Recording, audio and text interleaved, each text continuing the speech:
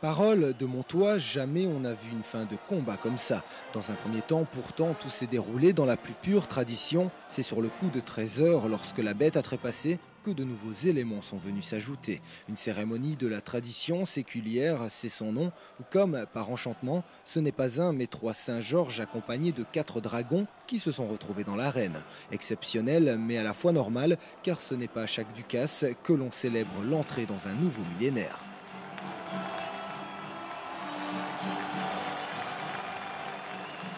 Unique parce qu'on avait la chance d'avoir le grand-père, le père et le fils Saint-Georges. Eux trois, ça faisait un demi-siècle de combat. Et donc ça pouvait parfaitement symboliser le lumeçon du 20e qui cède la place et qui le transmet au lumeçon du 21e, puisque le véritable sens du mot tradition, c'est transmettre. Et ce que nous fait, ce que les gens de mon âge qui vont bientôt partir ont fait, c'est le transmettre à ceux qui viennent après nous. Et c'est ce que nous avons voulu faire aujourd'hui à travers les 3 dragons et puis le petit dragon porté par des jeunes, des adolescents, ou même moins que des adolescents, et qui feront le lumeçon de demain.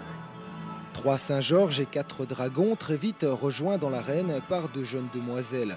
L'une vêtue en rouge et blanc symbolisant le Mons actuel, l'autre en noir et or symbolisant la cité originaire. Le tout pour une transmission de lance, histoire de matérialiser ce passage des générations.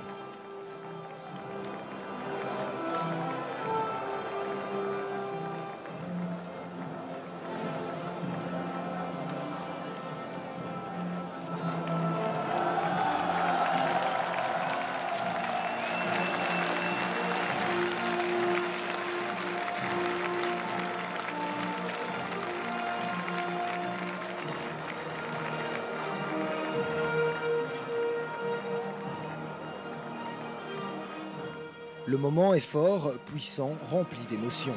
Aramis tournait le grand-père, celui que le public a toujours clamé, a désormais la preuve qu'on ne l'a jamais vraiment oublié. Ça a été très agréable de voir aussi que l'ovation que nous avons eue, tous, aussi bien mon fils que mon petit-fils, tous les 3, donc ça m'a... Enfin, je suis ému, quoi. Ça m'a fait grand plaisir aujourd'hui de voir que tout le monde ne m'a pas oublié, que je plais encore tout le monde à les gens du lumeçon. Très émouvant et c'est vrai que c'est exceptionnel de se retrouver avec 3 Saint-Georges. Surtout Aramis avec sa carrière de 30 ans, la mienne était de 15 ans, enfin 35 ans dans le lumeçon, mais 15 ans comme Saint-Georges. Et puis avec Frédéric, c'est exceptionnel, quoi.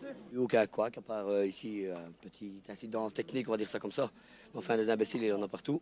Il n'en avait qu'un dans le rond et voilà, il a attrapé la queue.